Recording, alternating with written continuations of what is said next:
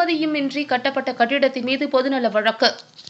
நரசிங்கபுரம் நகராட்சி எல்லைக்குட்பட்ட பகுதியில் எவ்வித அனுமதியும் இன்றி கட்டப்பட்ட கட்டிடத்தின் மீது ராஜேந்திரன் என்பவர் சென்னை உயர்நீதிமன்றத்தில் பொதுநல வழக்கு தொடர்ந்துள்ளார். இதனையடுத்து எவ்வித அனுமதியும் பெறாத கட்டிடத்தின் மீது நடவடிக்கை எடுக்கும்படி சென்னை உயர்நீதிமன்றம் நரசிங்கபுரம் நகராட்சி ஆணையருக்கும் நகர் ஊரமைப்பு இயக்குநருக்கும் உத்தரவிட்டுள்ளது.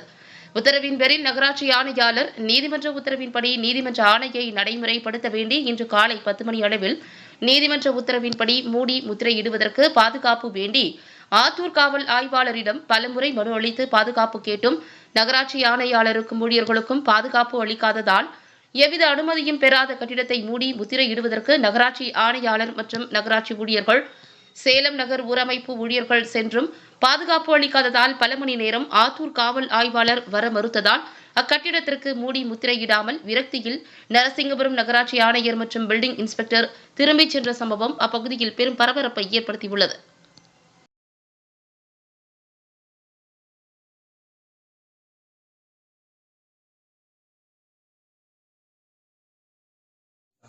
தொடர்ந்து உடனுக்குடன் அப்டேட்டுகளை தெரிந்து கொள்ள நமது கொளத்தூர் நண்பன் சேனலை சப்ஸ்கிரைப் செய்து சோஷியல் மீடியாக்களையும் ஃபாலோ பண்ணுங்க.